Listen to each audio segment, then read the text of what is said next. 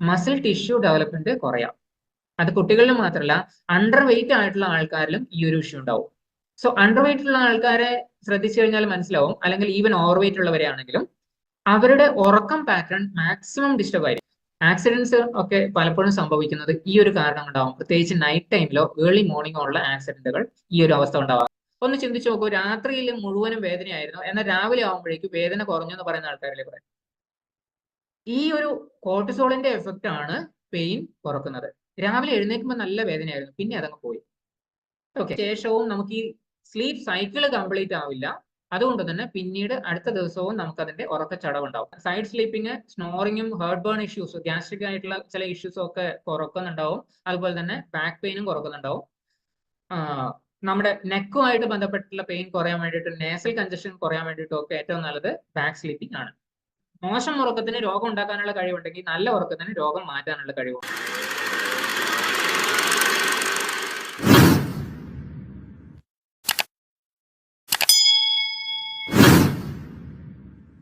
ജീവിതശൈലി രോഗങ്ങളുടെ എണ്ണവും കണക്കും ഒക്കെ നോക്കിക്കഴിഞ്ഞാൽ ഇതിനേക്കാൾ ഇമ്പോർട്ടന്റ് ആയിട്ട് നമ്മൾ ശ്രദ്ധിക്കേണ്ട, എന്നാൽ ഇത്രമാത്രം അശ്രദ്ധയോട് കൂടിയിട്ട് കണ്ടുകൊണ്ടിരിക്കുന്ന വേറൊരു പില്ലറില്ല. പില്ലേഴ്സ് ഓഫ് ഹെൽത്തിൽ വേറൊന്നും അങ്ങനെ വരുന്നില്ല. സോ ആ ഒരു ടോപ്പിക്ക് എങ്ങനെ അത് മരുന്നായിട്ട് വർക്ക് ചെയ്യുന്നു, അല്ലെങ്കിൽ ഈ ഒരു മരുന്നിന്റെ ആവശ്യം എന്ത് എന്നുള്ള ഒരു കാര്യത്തിലേക്കാണ് ഞാൻ ഇന്ന് പോകുന്നത്. സാധാരണഗതിയിൽ നമ്മുടെ ബോഡിക്ക് പല മാറ്റങ്ങൾ വരുന്നുണ്ട്. വർക്ക് ചെയ്തുകൊണ്ടിരിക്കുമ്പോഴും, അല്ലെങ്കിൽ നമുക്ക് വിശ്രമം ആവശ്യമാണെന്ന് തോന്നുമ്പോഴും, അത് കഴിഞ്ഞിട്ട് ഒരുപക്ഷെ മയക്കം എന്നുള്ള ഒരു രീതിയിൽ, ഉച്ചമയക്കം എന്നൊക്കെ പറയുന്ന പോലെ, അത് കൂടാതെ ഗാഠനിദ്ര അല്ലെങ്കിൽ നല്ല ഉറക്കം കിട്ടി എന്ന് പറയുന്ന ഒരു രീതിയിൽ ഒരാളുടെ ടോട്ടൽ സ്ലീപ്പ് സൈക്കിൾ, അല്ലെങ്കിൽ ഒരാളുടെ ഒരു നൈറ്റ് സ്ലീപ്പ് എന്ന് പറയുന്നത് ആഘാതമായിരിക്കും. പല സ്ലീപ്പ് സൈക്കിളുകൾ കൂടിയതായിരിക്കും. ഈ സ്ലീപ്പ് സൈക്കിളൊക്കെ നല്ല രീതിയിൽ പോകുന്നുണ്ടെങ്കിൽ അയാൾ ആദ്യത്തെ സ്ലീപ്പ് സൈക്കിൾ 70 മിനിറ്റ് ആണെങ്കിൽ അവസാനം ആകുമ്പോഴേക്ക് 2 മണിക്കൂറുള്ള നല്ല ഒരു ക്വാളിറ്റി സ്ലീപ്പോട് കൂടിയിട്ടുള്ള ഉറക്കമായിരിക്കും. അവർക്ക് ആ സ്റ്റേജിൽ പൂർണ്ണമായിട്ട് അത് ഉറങ്ങിയ ഫീല് കിട്ടില്ല, അല്ലെങ്കിൽ അവിടെ ആ ക്വാളിറ്റി സൈക്കിൾ കിട്ടില്ല. അദ്ദേഹത്തിന് തോന്നുന്നത് എന്റെ ഉറക്കം പൂർണ്ണമായിട്ടില്ല എന്നാണ്. അദ്ദേഹം എന്ത് ചെയ്യും, അലാം ഓൺ ആണെങ്കിൽ പോലും അതിനെ ഒന്ന് സ്നൂസ് ചെയ്തിട്ട് ഒരു 10 മിനിറ്റ് കൂടി ഉറങ്ങട്ടെ എന്ന് വിചാരിക്കും. നമ്മുടെ ശരിയായ ഉറക്കം കിട്ടിയില്ലെങ്കിൽ നമുക്കത് എങ്ങനെയൊക്കെ എഫക്ട് ചെയ്യുന്നു ചോദിച്ചു കഴിഞ്ഞാൽ പല സിസ്റ്റത്തിനെ പല രീതിയിലാണ്. ലൈക്ക് നെർവസ് സിസ്റ്റത്തിനെ എഫക്ട് ചെയ്യുന്നുണ്ട്, ഇമ്മ്യൂണിറ്റി എഫക്ട് ചെയ്യുന്നുണ്ട്, സർക്കുലേറ്ററി സിസ്റ്റത്തിനെ എഫക്ട് ചെയ്യുന്നുണ്ട്, ഡൈജഷൻ, റെസ്പിറേഷൻ, അതുപോലെ തന്നെ എൻഡോക്രൈൻ സിസ്റ്റം. ഇതിൽ ഓരോന്നിനെ പറ്റിയിട്ടും കുറച്ചുകൂടി ഡെപ്തിൽ ഞാൻ പറയാം. കാരണം നമ്മൾ ഇന്ന് മരുന്നിനെ തേടിയുള്ള പോക്കാണ്. എങ്ങനെയാണ് നെർവസ് സിസ്റ്റത്തിനെ എഫക്ട് ചെയ്യുക? ടോട്ടലി നോക്കിക്കഴിഞ്ഞാൽ നമ്മുടെ ആ ഒരു ഇൻഫർമേഷൻ പ്രോസസ്സിംഗ് അതിനെ ബ്ലോക്ക് ചെയ്യും. ഒത്തിരി കെമിക്കൽ മെസ്സഞ്ചേഴ്സ് ആണ് നമ്മൾ നെർവസ് സിസ്റ്റത്തിലൂടെ പാസ് ചെയ്യുന്നത്. അപ്പോഴാണ് ബ്രെയിൻ ആയാലും, അല്ലെങ്കിൽ motor coordination, neuro motor coordination എന്നൊക്കെ പറയും.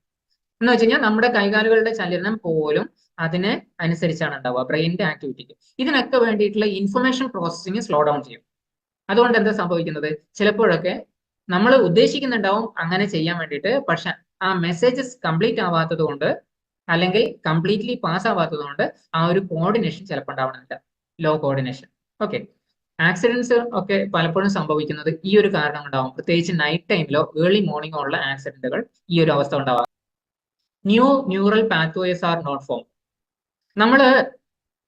നമുക്ക് എപ്പോഴും ഓർമ്മ കണ്ടിന്യൂസ് ആയിട്ട് ഉണ്ടാവുന്നത് എന്തുകൊണ്ടെന്ന് വെച്ച് കഴിഞ്ഞാൽ പഴയ പല പാത്വേസും പോയി പുതിയ പല പാത്വേസും വരുന്നതുകൊണ്ടാണ്. മീൻസ് നമ്മുടെ ഇന്റലിജൻസും നമ്മുടെ brain as a whole work ചെയ്യുന്നത് ഈ പുതിയ പുതിയ പാത്വേസ് ക്രിയേറ്റ് ആവുന്നതുകൊണ്ടാണ്. അതിലേക്ക് പുതിയ പാത്വേസിലേക്ക് നമ്മുടെ പഴയ ഇൻഫർമേഷൻ കൂടി ബ്രെയിൻ ട്രാൻസ്മിറ്റ് ചെയ്യുന്നുണ്ട്, അല്ലെങ്കിൽ അവിടത്തേക്ക് മാറ്റി വയ്ക്കുന്നുണ്ട്. അതുകൊണ്ട് എന്താണെന്ന് വെച്ച് കഴിഞ്ഞാൽ നമുക്ക് പഴയ ഇൻഫർമേഷൻ ലോസ് ഉണ്ടാവുന്നില്ല, എന്നാൽ പുതിയതിന്റെ കൂടെ അതിനെ പിക്ക് ചെയ്യാൻ പറ്റുന്നുണ്ട്. ഓക്കെ, ഈ പുതിയ പാത്വേസ് ഉണ്ടാവുന്നത് കുറയും. അതുപോലെ തന്നെ പുതിയ കാര്യങ്ങൾ പഠിച്ചെടുക്കാനുള്ള എബിലിറ്റിയും അതുകൊണ്ട് കുറയും.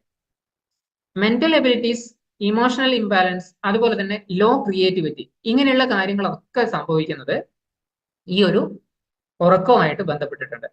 സോ നല്ല പോലെയുള്ള മാനസിക കഴിവ്, അതുപോലെ തന്നെ ബുദ്ധിപരമായ കഴിവ്, അതുപോലെ തന്നെ ഇമോഷണൽ ബാലൻസ് ഉണ്ടാവണമെങ്കിൽ, ക്രിയേറ്റീവായിട്ട് നമുക്ക് വർക്ക് ചെയ്യാൻ പറ്റണമെങ്കിൽ ഒക്കെ വളരെ എഫക്റ്റീവാണ്. ഇത് നമ്മൾ സാധാരണയിൽ മറ്റു പലരോട് പറയാറുണ്ട്, പ്രത്യേകിച്ച് കുട്ടികളോട്, നല്ലപോലെ ഉറങ്ങിയാലേ അടുത്ത ദിവസം എക്സാമിന് നന്നായിട്ട് പെർഫോം ചെയ്യാൻ പറ്റുള്ളൂ, അല്ലെ?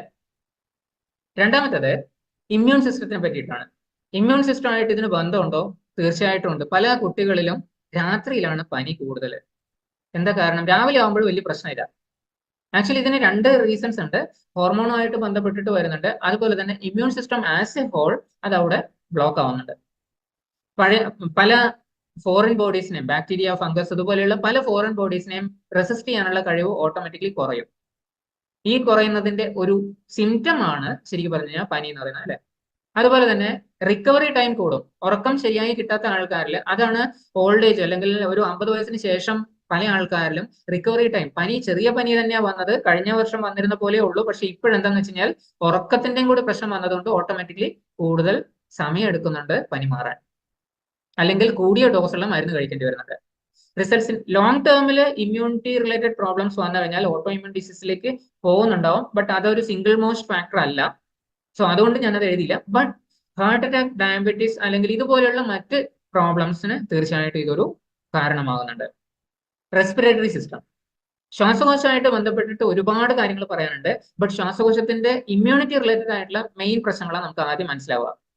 അതുപോലെ തന്നെ ഒബ്സ്ട്രക്റ്റീവ് സ്ലീപ്പ് ആപ്നിയ എന്ന് പറയും, ശ്വാസ തടസ്സം കൊണ്ടുണ്ടാവുന്ന സ്ലീപ്പ് ഡിസ്റ്റർബൻസസും, സ്ലീപ്പ് ഡിസ്റ്റർബൻസസ് അഗൈൻ ശ്വാസത്തിനെ ബുദ്ധിമുട്ടിക്കുന്നതും, ഇതിവിടെ ഒരു മ്യൂച്വൽ റിലേഷനിലാണ് പലപ്പോഴും വർക്ക് ചെയ്യുക. നമുക്ക് ആ പെട്ടെന്ന് ബ്രീത്തിങ് സ്റ്റക്കായ പോലെ തോന്നിയിട്ട് ഉണരുന്ന ആൾക്കാരൊക്കെ ഉണ്ട്. അപ്പൊ അങ്ങനെയുള്ള ഒരു റീസണിലേക്ക് ചിലപ്പോഴൊക്കെ ഇത് എത്താറുണ്ട്. പിന്നെയുള്ള ഒന്നാണ് ഡൈജസ്റ്റീവ് സിസ്റ്റം. ഡൈജസ്റ്റീവ് സിസ്റ്റം ശരിക്കും പറഞ്ഞു കഴിഞ്ഞാൽ നമ്മുടെ ടോട്ടൽ പല ഹോർമോണുകളും പല എൻസൈമുകളും ഉള്ള ഒരു സമയം, വർക്ക് ചെയ്യുന്ന ഒരു സമയമാണ് ഡൈജഷനുമായിട്ട് ബന്ധപ്പെട്ടിട്ട്, അല്ലെ? അതിൽ പ്രത്യേകിച്ച് ഹങ്കർ ഹോർമോൺ, അതായ ഗ്രലിന്റെ പ്രൊഡക്ഷനുമായിട്ട് ഇതിന് ബന്ധം വന്നു കഴിഞ്ഞാൽ എന്ത് സംഭവിക്കും? കൂടുതൽ വിശപ്പ് തോന്നാം, അല്ലെങ്കിൽ വിശപ്പില്ലായ്മ അനുഭവപ്പെടാം. അതുപോലെ തന്നെ ഈ സാനിറ്റേഷനുമായിട്ട് ബന്ധപ്പെട്ടിട്ടുള്ള ഒരു ഹോർമോണാണ് ലെപ്റ്റിൻ. ഇതിനെ രണ്ടിന്റെയും നോർമൽ പ്രൊഡക്ഷൻ ഡിസ്റ്റർബ് ആവും. അപ്പൊ നമ്മൾ കഴിച്ചു കഴിഞ്ഞാലും കഴിച്ചൊരു എഫക്റ്റ് ഇല്ലാതെ തോന്നും, അല്ലെങ്കിൽ പെട്ടെന്ന് തന്നെ വീണ്ടും വിശക്കാം. ബ്ലഡ് ഷുഗറുമായിട്ട് ബന്ധപ്പെട്ടിട്ട് ഇൻസുലിൻ ഒരു ഹോർമോൺ ഉണ്ട്. പ്രത്യേകിച്ചും ഭക്ഷണം കഴിച്ചു കഴിഞ്ഞതിന് ശേഷം നല്ലപോലെ ഉറക്കം കിട്ടിയില്ലെങ്കിൽ ഉണ്ടാവുന്ന ഒരു സ്ഥിതിയാണ് ഞാൻ പറയുന്നത്. ഭക്ഷണം കഴിച്ചു കഴിഞ്ഞതിന് ശേഷവും ഇൻസുലിന്റെ അളവ് വേണ്ടത്ര ഉണ്ടാവില്ല, അതുകൊണ്ട് നമ്മുടെ എനർജി ഫുൾ ആയിട്ട് തോന്നില്ല. ഓക്കെ, ബ്രെയിൻ ആണ് കൂടുതൽ എനർജി യൂസ് ചെയ്യുന്ന ഒരു അവയവം. സോ ഓട്ടോമാറ്റിക്കലി ബ്രെയിനിന്റെ ആക്റ്റീവ്നെസ് കുറയും. അതുപോലെ തന്നെ ചില കേസുകളിൽ ഇൻസുലിൻ റെസിസ്റ്റൻസും അനുഭവപ്പെടാം. ഇൻസുലിൻ റെസിസ്റ്റൻസ് പറഞ്ഞു കഴിഞ്ഞാൽ വേണ്ടത്ര അളവിൽ ഇൻസുലിൻ ഉണ്ട്, സ്റ്റിൽ നമ്മുടെ ബോഡി അതിനെ ഡിറ്റക്ട് ചെയ്യുന്നില്ല എന്നുള്ളൊരു അവസ്ഥ. സർക്കുലേറ്ററി സിസ്റ്റം ആയിട്ട് ബന്ധപ്പെട്ടിട്ട് ബ്ലഡ് ഷുഗർ, അതുപോലെ തന്നെ BP, ബ്ലഡ് പ്രഷർ, ഇൻഫ്ലമേഷൻ, ഇതൊക്കെ ബ്ലഡ് വെസലിനകത്ത് വന്നു കഴിഞ്ഞാൽ there is A chance for heart attack, അല്ലെങ്കിൽ ബ്ലഡ് വെസലുമായിട്ട് ബന്ധപ്പെട്ടിട്ടുള്ള മറ്റു പല ഇഷ്യൂസും കൂടുതലാവാം.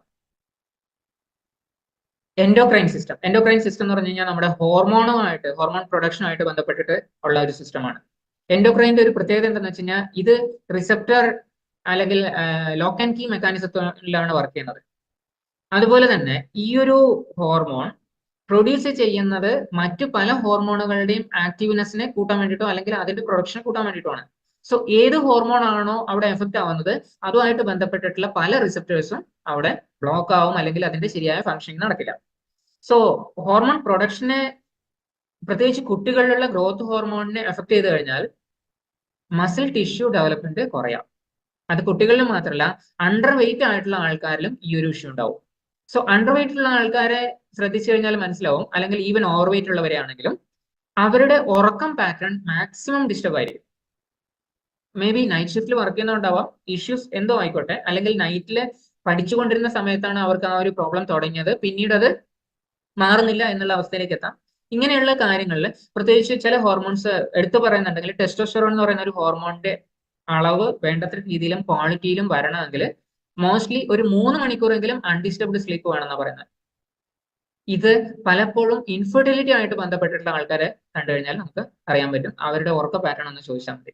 അതുപോലെ തന്നെ കോർട്ടിസോൾ എന്ന് പറയുന്ന ഒരു ഹോർമോൺ ഇവിടെ വളരെ എഫക്റ്റീവ് ആയിട്ട് വർക്ക് ചെയ്യും. കോർട്ടിസോളിന്റെ വേറൊരു കാര്യം എന്താണെന്ന് അറിയോ? നേരത്തെ ഞാൻ പറഞ്ഞില്ല, ഇമ്മ്യൂണിറ്റിയിൽ രാവിലെ ആകുമ്പോൾ കുട്ടിയുടെ പനി മാറി, കോർട്ടിസോളിന്റെ പ്രൊഡക്ഷൻ തുടങ്ങുന്ന സമയത്ത് അത് ഓൾമോസ്റ്റ് രാവിലെ 6 മണി ആ ഒരു സമയത്താണ് കോർട്ടിസോളിന്റെ പ്രൊഡക്ഷൻ വീണ്ടും തുടങ്ങുക.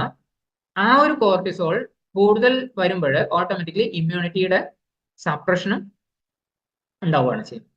ഓക്കെ, സോ മെലറ്റോണിൻ വേറൊരു ഹോർമോണാണ് മെലറ്റോണിൻ. ഉറക്കത്തിനെ സ്വാധീനിക്കുന്ന രണ്ട് പ്രധാനപ്പെട്ട ഹോർമോണുകളിൽ ഒന്ന് കോർട്ടിസോളും മെലറ്റോണിനും തന്നെയാണ്. അതുപോലെ അഡ്രിനാലിൻ എന്ന് പറയുന്ന ഹോർമോൺ. ഇതൊക്കെയാണ് മേജർലി എഫക്ട് ആവുന്നത്. ഒപ്പം ഡൈജഷനുമായിട്ട് ബന്ധപ്പെട്ടിട്ടുള്ള ചില ഹോർമോണുകൾ നേരത്തെ സംസാരിച്ചിരുന്നു. ഇതുകൊണ്ട് എന്താ സംഭവിക്കുന്നത്?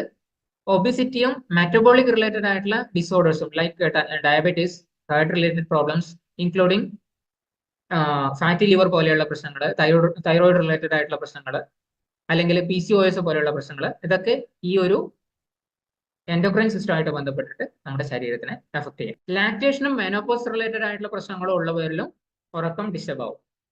സോ കുട്ടിക്ക് പാൽ കൊടുക്കാൻ വേണ്ടിയിട്ട് രാത്രിയിൽ 3-4 പ്രാവശ്യം എഴുന്നേൽക്കുമ്പോൾ തീർച്ചയായിട്ടും ആ അമ്മയുടെ ഉറക്കം ഡിസ്റ്റർബ് ആവുന്നുണ്ട്. അതുപോലെ തന്നെ മെൻസ്ട്രൽ സൈക്കിൾ മെനോപോസിലേക്ക് എത്തുന്ന സമയത്തും ബുദ്ധിമുട്ടുണ്ടാവാം. മറ്റ് പല ഹെൽത്ത് ചലഞ്ചസും ഉണ്ട്, എല്ലാത്തിന്റെയും ഡെപ്തിലേക്ക് പോകുന്നില്ല. ബട്ട് ബേസിക്കലി ചില ഹോർമോണൽ ഇംബാലൻസസ് വന്നു കഴിഞ്ഞാൽ അവിടെയൊക്കെ ശരീരത്തിന് അതുമായിട്ട് കോപ്പപ്പ് ചെയ്യാൻ വേണ്ടിയിട്ട് നല്ല രീതിയിൽ നമ്മൾ മാറിയേ പറ്റും. സോ ഇതിന് പലപ്പോഴും കാണുന്ന ഒരു പ്രതിവിധി എന്താണ്? പ്രത്യേകിച്ചും ഏജ് കൂടിയവരില് സ്ലീപ്പിംഗ് പിൽസ് യൂസ് ചെയ്യാന്നുള്ളത്. ഉറക്ക ഗുളികകൾ, പല രീതിയിൽ ഉറക്ക ഗുളികകൾ ഉണ്ട്. ഉറക്ക ഗുളികകൾ യൂസ് ചെയ്യാതെ നമുക്ക് ഉറങ്ങാൻ പറ്റുമോ? അതാണ് ഏറ്റവും ബെസ്റ്റ്. മെലറ്റോണിൻ നമ്മൾ എപ്പോഴാണ് ടാബ്ലറ്റ് ആയിട്ട് കഴിക്കുന്നുണ്ടെങ്കിൽ രാത്രിയിൽ ഈ ഉറങ്ങുന്നതിന് തൊട്ട് മുമ്പായിരിക്കും. പക്ഷെ മെലറ്റോണിൻ പ്രൊഡക്ഷൻ നമ്മുടെ ശരീരത്തിൽ വരുമ്പോൾ അത് 6 മണി മുതൽ 6 മണി വരെയുള്ള ആ ഒരു പീക്കിലേക്ക് പോയിട്ട് രാത്രി 12 മണിയാകുമ്പോൾ പീക്കിലേക്ക് പോയിട്ട് പിന്നെ അത് കുറയാണ് ചെയ്യുന്നത്. അങ്ങനെ ഒരു രീതിയിൽ പിൽസ് വർക്ക് ചെയ്യേണ്ടി വരും. Anyway, but generally sleeping pills work ചെയ്യുന്നത് എങ്ങനെയാന്ന് വെച്ച് കഴിഞ്ഞാൽ ശരീരത്തിനകത്തുള്ള ഗാബ റിസപ്റ്റേഴ്സ് ഉണ്ട്. ഈ റിസപ്റ്റേഴ്സിനെ ഒന്ന് ബ്ലോക്ക് ചെയ്യും. അതിന്റെ ശരിയായ പ്രവർത്തനത്തിനെ തടസ്സപ്പെടുത്തിയിട്ട് അങ്ങനെയാണ് ഒരു സ്ലീപ്പിനെസ് ഉണ്ടാക്കുന്നത്. അങ്ങനെ ഉണ്ടാക്കുന്ന സ്ലീപ്പിനെസ് നമ്മുടെ ശരീരത്തിൽ താൽക്കാലികം മാത്രമായിരിക്കും. അതിനുശേഷവും നമുക്ക് ഈ സ്ലീപ്പ് സൈക്കിൾ കംപ്ലീറ്റ് ആവില്ല. അതുകൊണ്ട് തന്നെ പിന്നീട് അടുത്ത ദിവസവും നമുക്ക് അതിന്റെ ഉറക്കച്ചടവുണ്ടാവും. ഉറക്കത്തിനുള്ള സ്വാധീനം എന്തൊക്കെയാണ് എന്ന് നമ്മൾ തന്നെ അവെയർ ആയിരിക്കാം. കാരണം നമ്മളാണ് നമ്മുടെ ഏറ്റവും ബെസ്റ്റ് ഡോക്ടർ. ഉറക്കത്തിന് ഇങ്ങനെ ഒരു രോഗം ഉണ്ടാക്കാനുള്ള, മോശം ഉറക്കത്തിന് രോഗം ഉണ്ടാക്കാനുള്ള കഴിവുണ്ടെങ്കിൽ നല്ല ഉറക്കത്തിന് രോഗം മാറ്റാനുള്ള കഴിവുണ്ട്, അല്ലെ? ആ ഒരു സ്ലീപ്പ് ഡെപ്തോട് കൂടിയിട്ടുള്ള ക്വാളിറ്റി സ്ലീപ്പ് ശരിയായ രീതിയിൽ നമ്മൾ എൻജോയ് ചെയ്യുക. അങ്ങനെ എൻജോയ് ചെയ്യുന്ന സമയത്ത് നമ്മുടെ ശരീരത്തിനകത്തുള്ള പല ഹോർമോൺസും ഉണ്ട്, മൂഡ് ഹോർമോൺസ് തന്നെ, അതിന്റെയൊക്കെ ആക്റ്റീവ് ആയിട്ടുള്ള സെക്രീഷൻസ് ഉണ്ടാവും. ഇത് എൻഡോക്രൈൻ സിസ്റ്റത്തിനെ അല്ലെങ്കിൽ ആകെ മൊത്തം നമ്മുടെ ആരോഗ്യത്തിനെ നല്ല രീതിയിൽ കൊണ്ടുപോകാൻ വേണ്ടിയിട്ട് സഹായിക്കുന്നുണ്ട്.